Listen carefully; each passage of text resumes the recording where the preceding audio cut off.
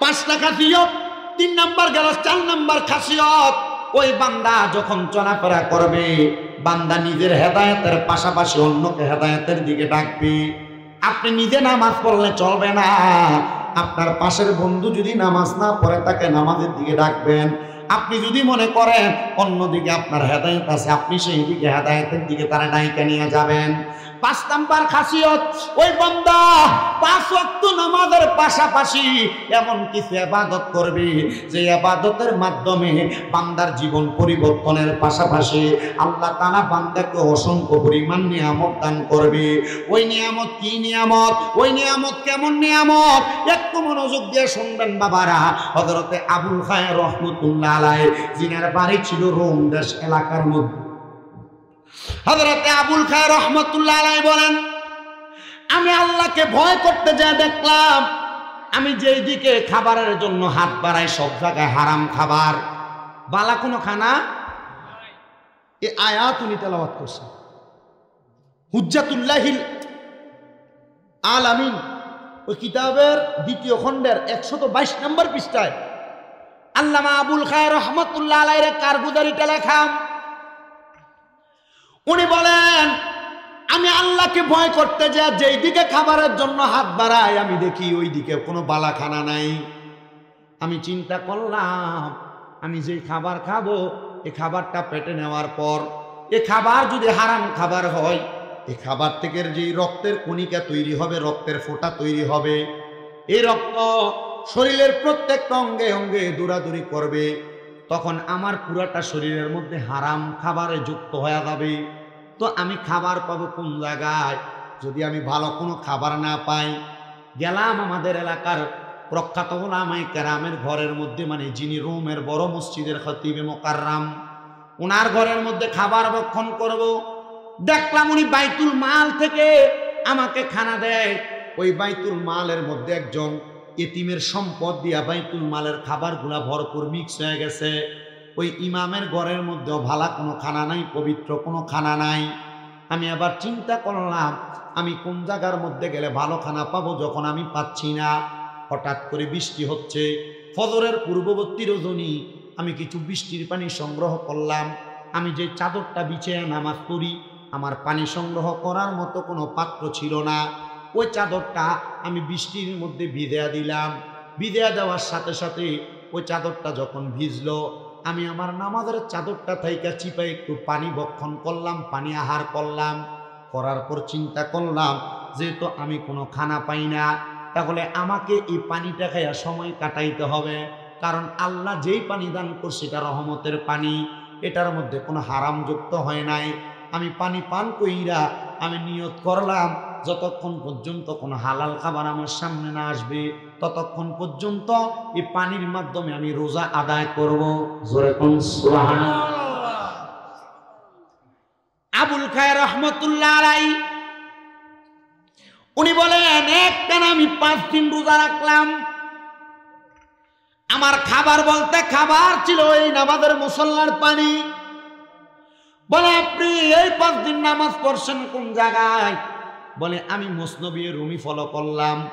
উনি বলেছেন, শুধু জুদাশে রহমাতাল লিল আলামিন মাসজিদে ও সুদাহা মারা ইয়ে জমিন। দুনিয়ার জমিনের প্রত্যেকটা জায়গা মসজিদ। আমি যেই জায়গায় সুযোগ পাইতাম ওই জায়গার মধ্যে দাঁড়ায় নামাজটা আদায় করতাম। আমি জানি সব জায়গার মধ্যে নামাজ আদায় করলে আল্লাহ আমার নামাজ কবুল করবে। খেতে আপনি রোয়া লাগাইতেছেন, পারলে ড্রেনের পানিটা দিয়ে ওযুটা বানায় আপনি নামাজটা আদায় করে নিবেন। কি আপনি দোকানে ব্যবসা করতেছেন, পারলে আপনি আপনার দোকানে কাস্টমারকে 5 মিনিটের জন্য বিরতি দিয়ে আপনি আপনার নামাজটা আদায় করে নিবেন। উনি বলেন, আমি রাস্তার মধ্যে দাঁড়ায় দাঁড়ায় আমার ইবাদতটা সেরে নিতাম। এ 5 দিন যখন আমি আমার নামাজের মুসল্লা চিপে চিপে পানি দিয়ে আমি আমার সাহারি এবং ইফতার করি, 5 দিন পরে আমি বড় ক্ষুধার্ত। এই 5 দিন পরে ক্ষুধার্ত থাইকা আমি নামাজের মুসল্লাটা যখন আর পানি পাইতেছি না, পরের দিন আমি কেমনে রোজা রাখবো?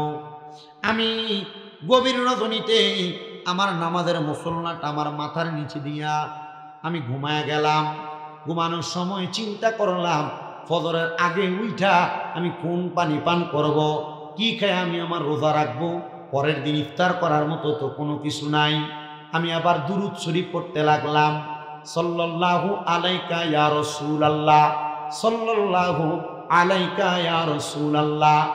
আমি যখন দুরূদ শরীফ পড়লাম, পড়তে পড়তে আমার ডান হাতটা আমার ডান গালের নিচে দিয়া পাগুলা পাকা কইরা আমি ঘুমায় গেলাম। ঘুমের ঘরে হঠাৎ করে আমি দেখলাম আমার নবী রাহমাতুল লিল আলামিন নবী যে আমার সামনে হাজির, কিন্তু আমার নবীর ডাইনি হযরতে সিদ্দিক আকবর রাদিয়াল্লাহু তাআলা আনহু, মানে হযরতে আবু বকর সিদ্দিক রাদিয়াল্লাহু তাআলা আনহু, আমার বাম পাশে হযরতে উমর ইবনে খাত্তাব রাদিয়াল্লাহু তাআলা আনহু, আর আমার সামনে হযরতে মৌলা আলী কাররামাল্লাহু ওয়াজহু। উনি সর্বপ্রথম আমি পাগলা আবুল খায়েরের সামনে আইসা আমার ঘুম থেকে জাগ্রত করলেন আর ডাক দিয়ে বললেন, এ আবুল খায়ের, তুমি নবীজির উপর দুরূদ শরীফ আদায় করতে করতে ঘুমাইলা, আর ঘুমাইবা না, উইঠা যাও, দেখো তোমার হাবিবে কিবরিয়া নবী তোমার জন্য খাবার নিয়ে দাঁড়ায় গেছে। পাগলা কয়, আমি ঘুমের ঘরে স্বপ্নের মধ্যে এমন অবস্থাটা দেখলাম। ও বন্ধু, এই ব্যক্তি ঘুমের ঘরে এমন স্বপ্ন দেখা তিনি বলেন, আমি যখন ঘুম থেকে জাগ্রত হইলাম দেখলাম আমার রাহমাতুল লিল আলামিন নবী আমার সামনে দাঁড়ানো, আমার নবী রহমতের নবী আমার সামনে দাঁড়ানো। নবীজির হাত মুবারক থেকে নবীজি আমাকে একটা রুটি প্রদান করলেন। আমি এই রুটিটা আমার হাতের মধ্যে নিয়ে নবীর কপাল মুবারকের মধ্যে একটা চুম্বন করলাম, আর আমি আমার মুখ দ্বারা ওই রুটিটা আল্লাহর হাবিবের সামনে কামড়ে খাইতেছি। আমি অর্ধেক রুটি খাওয়ার পর পরবর্তী সময় আমার ঘুমটা ভাঙ্গা গেছে। এ মুসলমান, উনি বলেন আমি ঘুম ভাঙ্গার পরে দেখলাম অর্ধেক রুটি আমি খাইছি আর অর্ধেক রুটি আমার হাতের মধ্যে আছে। লোকটা তো স্বপ্নে দেখেছিল। আবুল খায়ের রহমতুল্লাহ আলাইহি বলেন, আমি আদাটা রুটি পাইয়া আমি বড় আনন্দিত হইলাম। আমি চিন্তা করলাম আদা রুটি খাইয়া আমার সাহারি হয়ে গেছে, সারাদিন আমার চলবে, আর আদাটা রুটি দিয়ে আমি পরের দিন ইফতারটা করব। হযরতে আবুল খায়ের রহমতুল্লাহ আলাইহি বলেন, এবার আমি মদিনা শরীফের একটা অংশের একটা কর্নারের মধ্যে বসা, আল্লাহর হাবিব সাল্লাল্লাহু আলাইহি সাল্লামের দরবারে। মদিনা শরীফ যারা গেছেন আপনারা হয়তো জানেন, মদিনা শরীফের এই প্রান্তে ওই প্রান্তে বিভিন্ন জায়গায় ওলামায়ে কেরাম বসে বসে বয়ান করেন। উনি বলেন, আমি আমার এই কথাটার একটা সারমর্ম জানতে চাইলাম। একজন আলেম আমাকে বলেছে, তুমি যে গত 5 দিন অন্য কোনো মানুষের খাবারের দিকে লোভ করো নাই, আমার আল্লাহ তাআলা তুমি বান্দাকে নবীজির মাধ্যমে একটা হালাল খাবার নবীজির হাত মুবারক দ্বারা তোমাকে দান করেছে। এটা দিয়া বুঝাইছে দুনিয়াতে কোনো মানুষ যদি হারাম খাবার ত্যাগ কইরা হালাল খাবারের আশায় কষ্ট করেও দিন যাপন করে, রাত্রি যাপন করে, আল্লাহ তাআলা তার জন্য গায়েবীভাবে হালাল খাবারের ব্যবস্থা করে দেয়। বলেন সুবহানাল্লাহ। ওরে জনম জনম যদি গাহি তোমার প্রশংসা শেষ হবে নাহি, জনম জনম যদি গাহি তোমার প্রশংসা শেষ হবে নাহি। দয়া কর মায়া কর, দয়া কর মায়া কর, ওগো দয়াময় তুমি রহমান, তুমি মেহেরবান। অন্ধকারে মানুষ তোমারি গুণগান, ভুলেও ভুলে না তব শান। তুমি রহমান, তুমি মেহেরবান।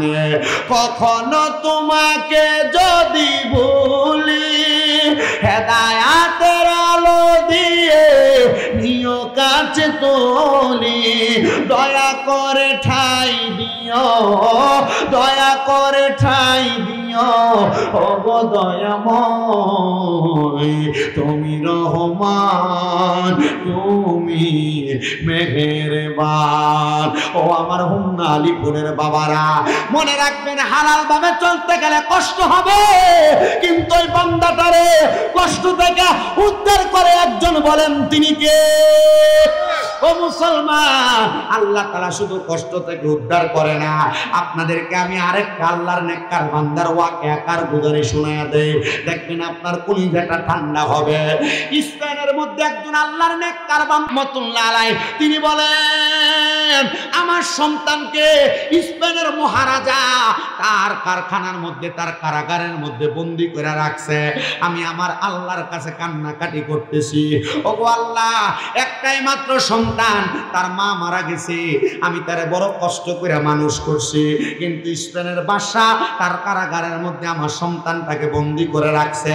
বলতে আমার সন্তানটাকে যদি তার কারাগার থেকে ছাড়াইতে হয়, তাহলে নাকি আমি তার 200 টাকা স্পেনের টাকা দেওয়া লাগবে। আমার কাছে তো 200 টাকা দূরের কথা, 2টা পাইও নাই আমি স্পেনের বাদশাকে দেওয়ার মতো।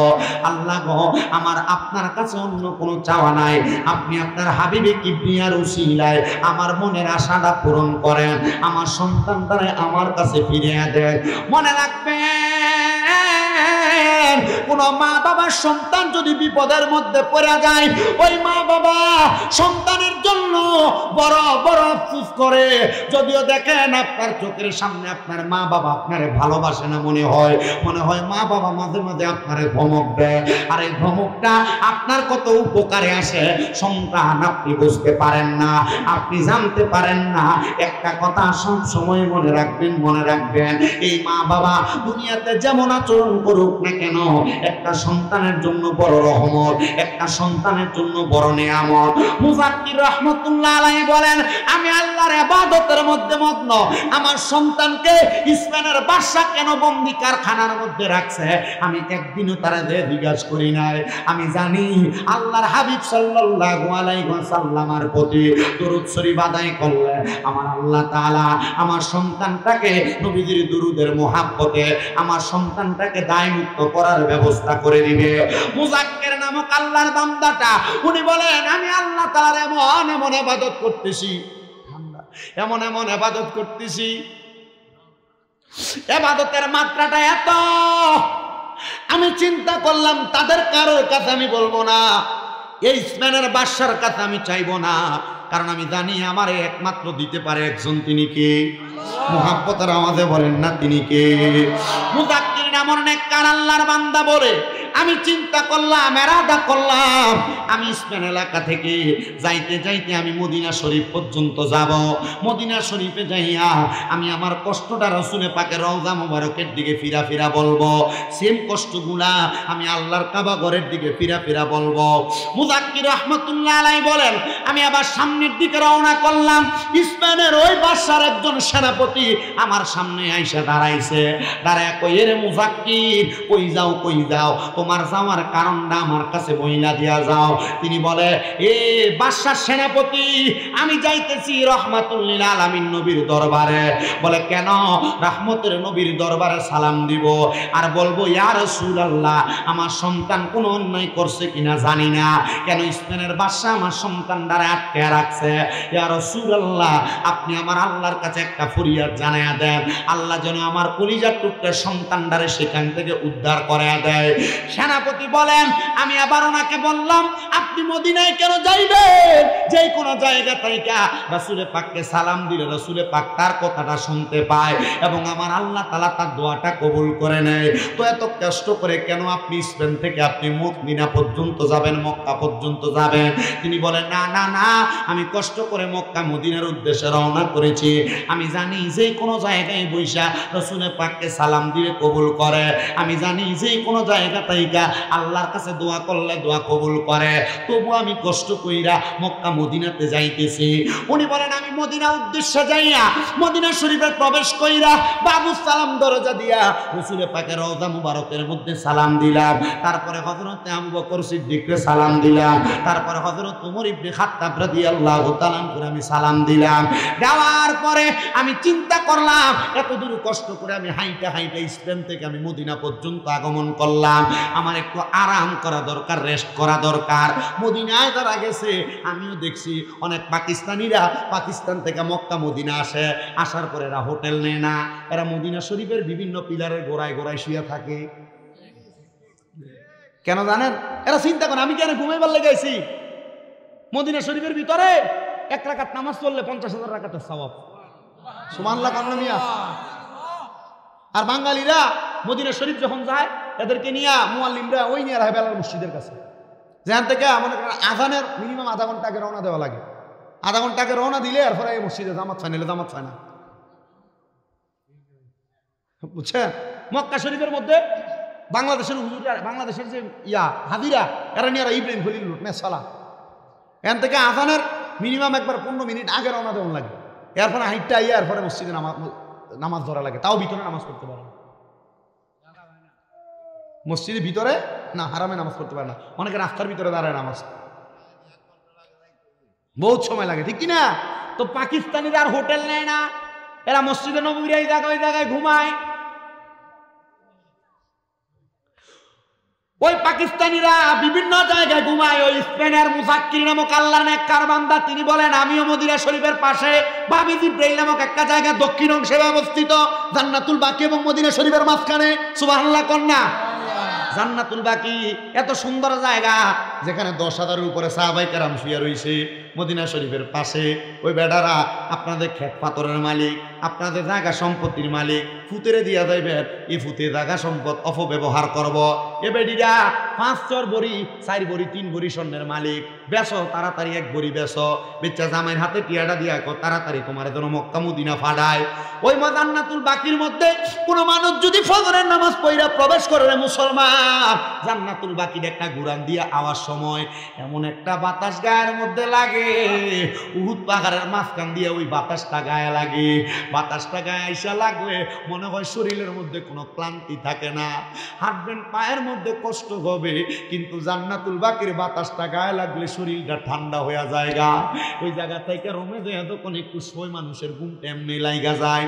আরে বাংলাদেশে কত মানুষ ঘুমাইবার লাইগা ট্যাবলেটটা যখন খায়, ট্যাবলেটটা খাইলে কত কষ্ট করে ঘুমায়। আরে আরামে ঘুমার লাগিয়া দামি একটা ম্যাট্রেস কিনে 12-15 হাজার টাকা দিয়া আরামে ঘুমাইবার লাগিয়া পাঙ্খা দিয়া হয় না, তাড়াতাড়ি এসি লাগাই বাড়ির মধ্যে। মদিনা শরীফ যাও, মদিনা শরীফ যাও, মক্কা শরীফ যাও, মক্কা মদিনার দর্শনীয় স্থানগুলা জিয়ারত করো, কইয়া রুমে ঢুকলে দেখবা অটোমেটিক ঘুম লাইগা জায়গা। স্পেনের মুসাক্কির নামক আল্লাহর বান্দা বলে আমি মদিনা শরীফ থেকে বাবি জিব্রাইল দিক দিয়ে দরজা দিয়া নবীদের কাছে হযরত জিব্রাইল আলাইহিস সালাতু ওয়াস সালাম আসতেন। ওই দরজা দিয়ে আমি বাহির হইয়া মদিনা শরীফের একবারে বাহিরের একটা অংশের মধ্যে আমি পাহাড়ের সাথে হেলান দিয়ে একটু ঘুমাইছি। এমন টাইমে দেখলাম আল্লাহর হাবিব আমার ঘুমের ঘরে হাজির হয়ে গেছে। ছেলে আটকাইছি স্পেনের বাদশা আইসে বিচার দিত নবীর দরবারে। সুবহানাল্লাহ কর। কোন জায়গায় বিচার দিতে আসছে? নবীর দরবারে। কিন্তু মদিনা শরীফ যাইলে দেখবেন নবীজি রওজার দিকে ফিরা ফিরা দোয়া করতে দেয় না। সৌদি আরবের কিন্তু মতো আছে। আরে এখানে কি আছে? হ্যাঁ মক্কার দিকে তাকাও। কিও মনে করেন মক্কা পশ্চিম দিক কোনটা? এটা পশ্চিম না? আমার কাছে লাগতেছে এটা পশ্চিম। আচ্ছা আমি যদি পূব দিকে ফিরা দোয়া করি আল্লাহ কবুল করতো না? এ কথা কই কর্মনি। দক্ষিণ দিকে ফিরা করলে, উত্তর দিকে ফিরা করলে এরা যে মানুষের কয় যে এদিকে কি তার কেবলার দিকে ফির, কি কথা কন না কেন? ফিরা দিতে এটা কি? দেখলাম এক পাকিস্তানি তর্ক করতেছে, তর্ক করতেছে। আমি চিন্তা করলাম আচ্ছা আশিকিরি কি আপনি তর্ক মর্ক দিয়ে কোনো আটকে রাখতে পারবেন? আমি দেখছি দুই কওমি হুজুর, কোন হুজুর? কওমি হুজুর রাসূল পাকের রওজার দিকে ফিরা ফিরা দোয়া করতেছে। দোয়া করার সময় সৈদি মুতোয়ারা তারারে ফিরিয়ে দেয়। এরা মুতোয়ার লগে ঘাউরামি কইরা রাসূল পাকের রওজার দিকে ফিরা ফিরে দোয়া করতেছে। কারণ আমরা জানি আমরা রাসূলের কাছে চাই না, আমরা চাই কার কাছে? কওমের যারা ভালো ভালো বড় বড় আলেম এরাও জানে রসুলে পাক রহমাতুল্লিল আলামিন নবীর উসিলা দিয়া দোয়া করলে দোয়া কবুল হয়। বাবারে ওনাদের সাথে আমাদের আকীদাগত দ্বন্দ্ব থাকলেও এলেমের সাথে কোনো দ্বন্দ্ব, এলেমের সাথে কি দ্বন্দ্ব আছে? আমরা যেই কোরআন পড়ি ওনারা সেই কোরআন পড়ে, আমরা যে হাদিস পড়ি ওনারা সেই হাদিস পড়ে। একই হাদিসে নবীজির মুহাব্বত তাদের অন্তরে আছে, আমাদের অন্তরেও আছে। আকীদার গরমি এটা নিয়ে আপনারা কোনোদিন তর্কে লিপ্ত হয়েন না। তারা তাদেরটা করতে দিবেন, আপনি আপনারটা করবেন। মুহাব্বত যার অন্তরের মধ্যে থাকবে সেই তো নবীজি রহমাতুল্লিল আলামিন নবীর ওসিলা দিয়া দোয়া করবে। আমি এবার তাদের জন্য দাঁড়াইলাম, এরা আসার পরে দিলাইলাম বাড়ি কই কই জামালপুর শেরপুরে।